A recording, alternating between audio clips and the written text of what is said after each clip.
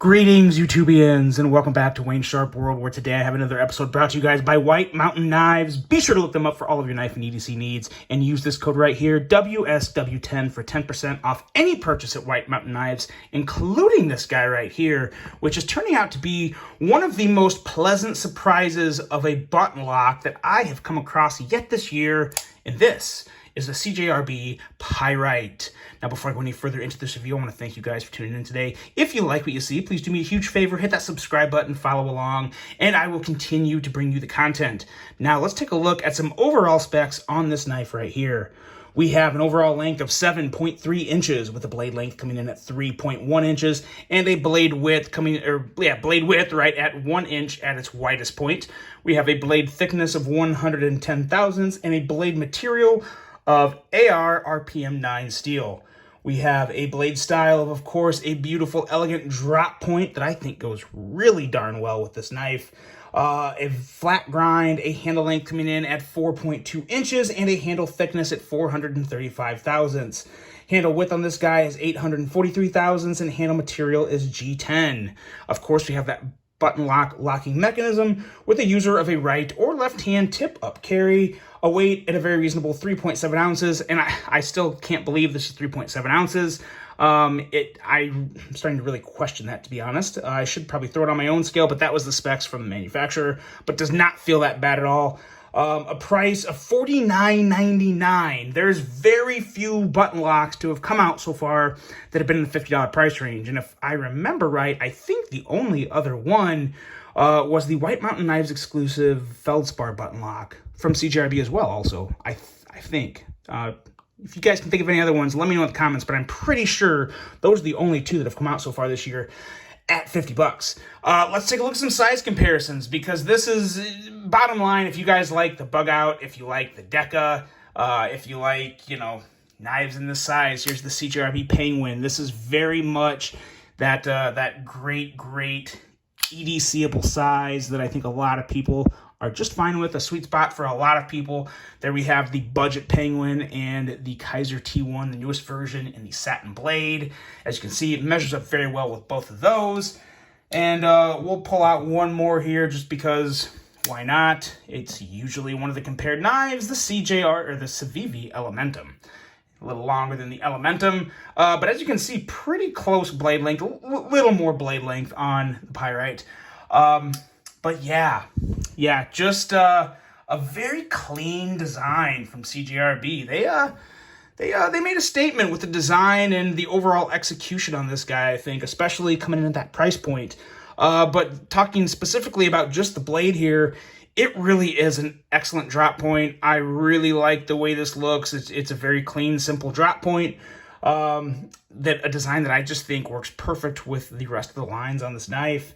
Very solid edge of 19 thousandths behind the edge, which I've always said, basically anything under 20 thousandths is fine with me, especially when you're talking a $50 knife. I don't expect there to be some, super thin, incredibly impressive grind. I mean, that would be nice, but 19 thousandths behind the edge and a very high flat grind, that's going to make for some very nice cutting geometry, and this guy cuts and breezes through paper and cardboard and all those things that you would normally run an EDC knife through. So holds up just fine. Really love the finger choil on this. It's just big enough for me. If this was a 1/16 of an inch shorter, it would have been, or more narrow, I would have had some issues, but it works perfect for me. Love this choil. And another thing that I absolutely love, and CJRB just started doing it. This is the first one that I've seen. This logo placement, you guys probably knew it was coming, but look at that. That is perfect. CJRB, please, if you're watching this, put this on your logo placement for all your knives. I love it. Maybe it's just me, but it's clean, it's out of the way. And I've always kind of liked the CJRB logo. It was kind of like futuristic. I like the font. It looks good. It's a clean logo. There's not too much. It's not too obnoxious. But they always had it obnoxiously big on the blade to make it that small, but also still very legible, and put it out of the way, but it still looks it just looks good. It looks really good like that. I was thrilled to see that logo placement there. And I know that's very minute compared to a lot of other things that you could say about the knife, but it's the little details that really make the difference for me, especially now with budget knives being so competitive and so many good budget knives coming out. The little things are what set you ahead, and I think the logo placement is fantastic. I also really love this jimping and thumb studs. Jimping is very functional, gives you a good grip, and the thumb studs are just right for this knife, which we will talk a little more about when we get to the action. But going into the handle and ergos, the ergos are really excellent. The only thing that would make these ergos better, in my opinion, would be contoured scales. That's really it.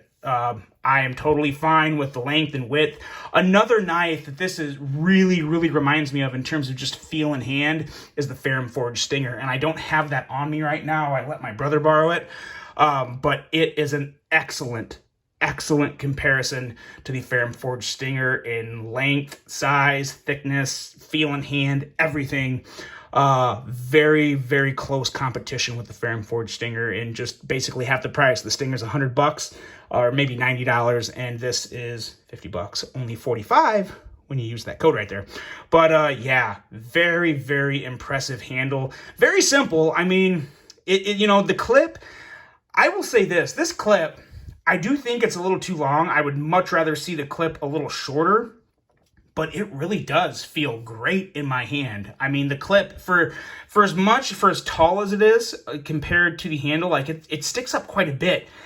It almost kind of works like, or feels like a narrow Lynch clip, if that makes any sense. It obviously doesn't look like a Lynch clip at all, but just the way it comes up and goes down, and it's not, I've never really thought that before about any other clip. So kind of odd that comes to mind for me, but it does, and it feels good, and it looks okay. It's nothing special in terms of looks, but it gets the job done. It's not obnoxious, and it works really well. So yeah, no issue there with the clip, and it's also stonewashed, which I really like. Works really great with the stonewashed blade. That clip and blade goes together fantastically well. And the scale color, I got the scale color because I really do. I like the gray and I like the blue, but for some reason, this G10, after I have it for a while, I get really bored with this color quick. And that's just me. That's completely just me.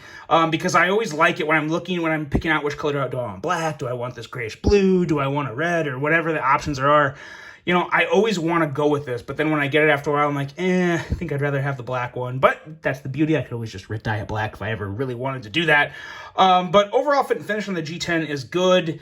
Got a nice grippy texture. You got your lanyard hole back here, which, is what it is. I would always like to see a standoff there, but again, we're talking a $50 knife. I'm not going to hit it too hard for having a lanyard hole because a lot of knives do.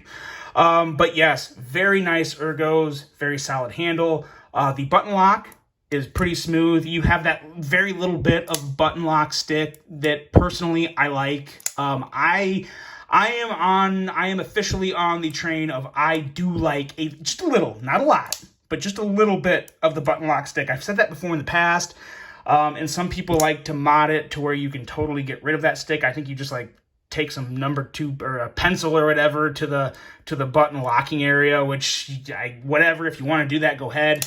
But this is perfect for me. I have no issue with this. As a matter of fact, this amount of button lock stick is what I would take on every single button lock. I kind of like it, so no issue there. And then the action, I've already been fidgeting with this while I've been talking. The action on this, so there's 2 parts of the action on this for me. One is fantastic, and the other one could use just a little work. The part that I love is the deployment. Middle finger flicking is phenomenal. Thumb flicking is excellent. The only thing that can get, and I will say it's even gotten a little better, because I've had this knife for 4 days, carried it for 2 days, and on the 3rd and 4th day, but this is actually the 4th day, it's actually really starting to smooth up on me. So I don't know if that's just the bearings kind of wearing in a little bit of a track on how they move and making it smoother. So the closing is actually getting a little better, but it is just so good to deploy. I love kicking this blade out. It's that perfect size for my hand where I can just hold it like this and just a little push kicks that blade out. And yeah, it's a good one. it is a good one.